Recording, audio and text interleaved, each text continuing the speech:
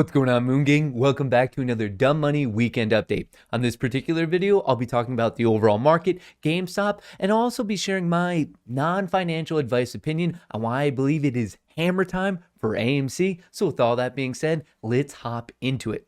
AMC closed out the most recent week at 34.41 and GME closed out the week at 159.30. This video, I will be hopping into some technical analysis. So the first thing I want to point out here on Friday, this was basically a picture perfect cup and handle setup. Here would be the cup. We have one big U, then you have the handle formation, just basically another smaller U. So big U, little U, and then the explosion. And right there, AMC had a nice gain of 1.74% on the day after it was getting knocked down from 34.35 all the way down to 32.25. A very, very strong recovery. To close out the week, we saw a lot of bullish, apish momentum all the way into close. This is a perfect cup and handle setup, or as I like to refer to it, a Dutch tulip setup. First, for the overall market, right here, we did see some weakness after hitting an all-time high on August 16th. The two things that came into play here was kind of the turmoil related to Afghanistan, specifically Kabul. Obviously, those outside political influences have a strong impact on the overall stock market. And then other than that, we also had the Federal Reserve talking about how they were going to be tapering some asset purchases. And actually, that's something I want to bring up here because I do think that that could lead to a little bit of volatility in the overall market. And the reason we talk about the S&P 500, Russell 2000, is because it does provide headwinds and tailwinds to AMC and GME. So just very quickly for the overall market, this week, this upcoming week, Fed's Jackson Hole Symposium, Personal Income and Spending, what to know this week. So it will be this week from Thursday to Saturday, and they're going to be more so figuring out what's going on with the tapering of their asset purchases.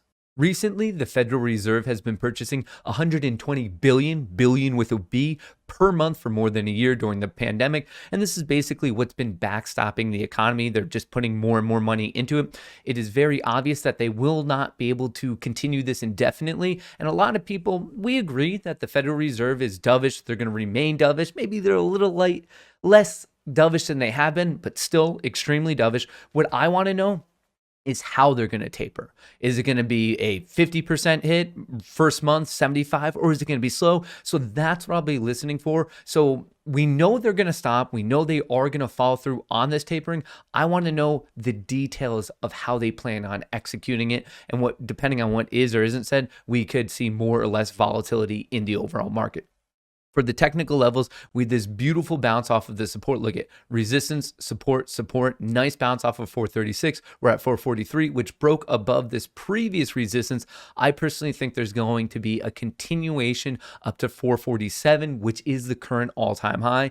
But with that particular prediction, I don't think time is really going to be my friend. I would like to see this tested before the symposium starts and before information from the Jackson Hole retreat really starts to come out. So that's what I'd be looking for in the S&P 500.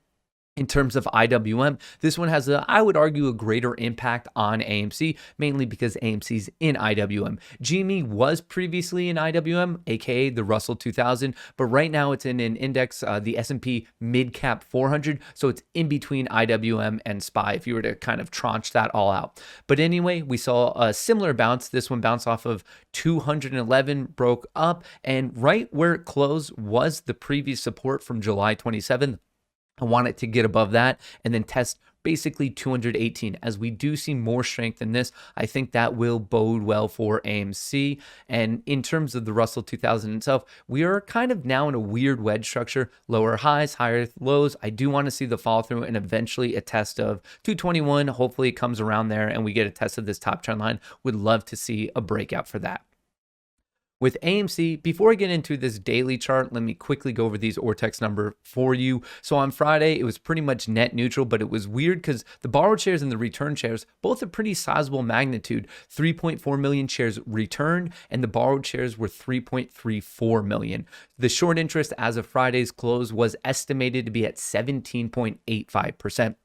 Over here in the yellow, you could see the trend of the estimated short interest, and in the red, you could see the trend of the shares going on loan. Remember, to take a legal, legitimate short position, you have to first borrow the shares from a willing lender, and then once they're borrowed, you can short. Then when you're done with it, you would buy it back to close your position, and then you would return the shares.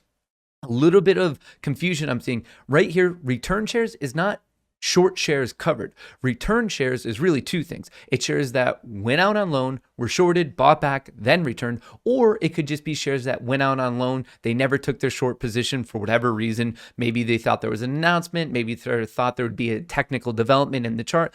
For whatever reason, maybe they just didn't want to bet against the ape community. And they're like, you know what? And let's just give these back. So return shares, you need to know that. And I think people are getting a little bit confused about, wait, hang on, this entire thing is delayed by 2 days. In fact, it's actually not.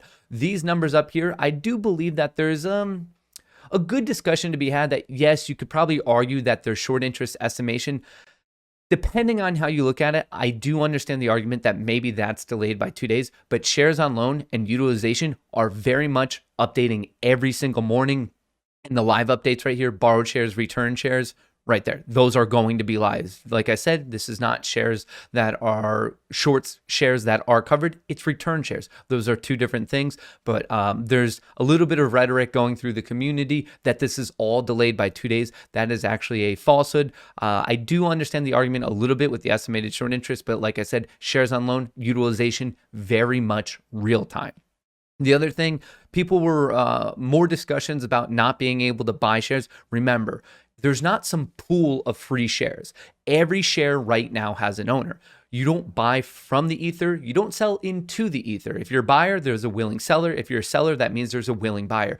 And people are saying, hang on, when utilization gets to 100, can I no longer buy? Remember what utilization is. Utilization is simply the ratio of shares on loan divided by the total amount of loanable shares. Utilization only really deals with people who are attempting to short, not people like apes and bulls who are just trying to buy the stock.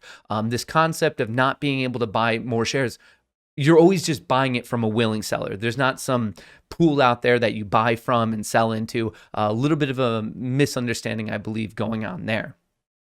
In terms of AMC, we're still in this wedge. I've talked about this for a while. We obviously want this top trend line breakout for Monday, August 23rd. That'll be in the realm of the mid 36s. But remember, we have resistance from basically 38, 39 up to 42. Above 42, things get interesting. Above 46, which is the high from July 21st, things get very interesting. I've talked about this technical setup for a while. We're waiting for this wedge to conclude and fingers crossed for a break upward. 42, 46 are the major levels I'll be watching. The thing I wanted to talk about here is what happened on Friday.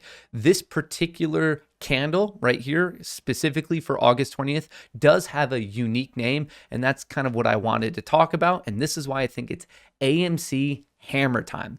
This particular candlestick pattern is referred to as a hammer candlestick. And what the key takeaways here, you can find this on Investopedia. Look into it. It's a common one that people talk about and notice, and I just wanted to share this all with you. Hammers occur after a price decline. The hammer candlestick shows sellers came into the market during the period, but by the close, the selling had been absorbed and buyers had pushed the price back up near the open. Hammer candlesticks indicate a potential price reversal to the upside.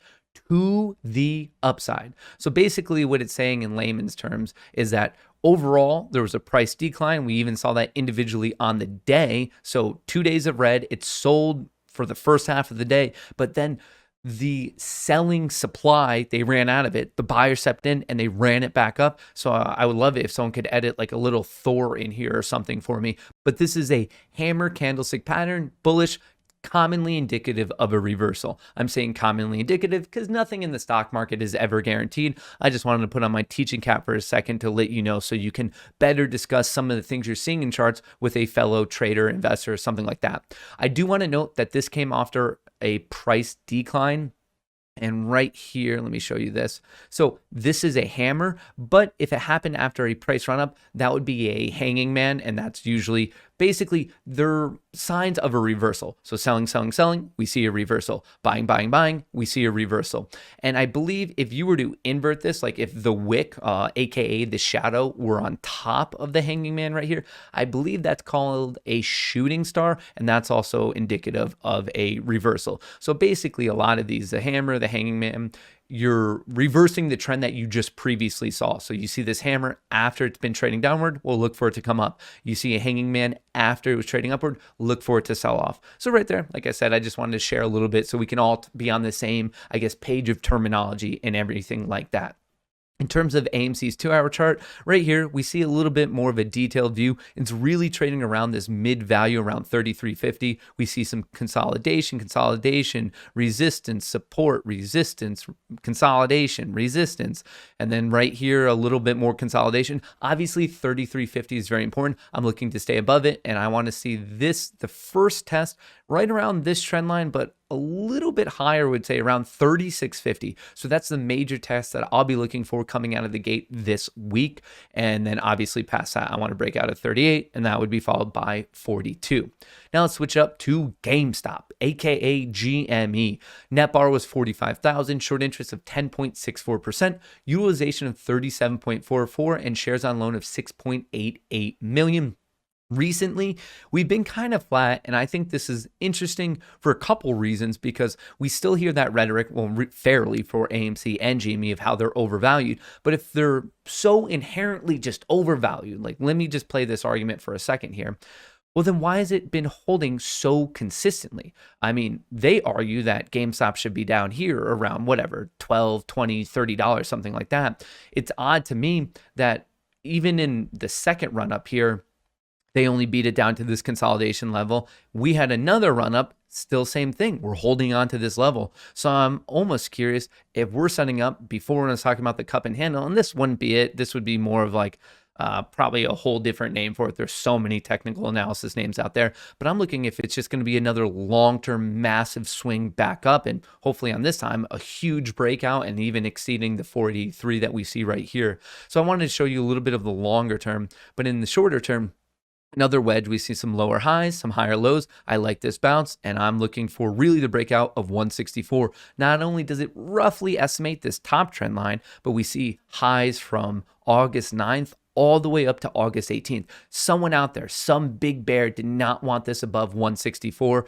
So obviously, if we get above that, trade serious volume, and especially close above it, that would really kind of hurt their theory and their thesis, or just their overall goal of trying to get this to actually break down. So 164, past that, I'll watch 175. Really, it's 174 to 176. And after that, let's pay attention to 188.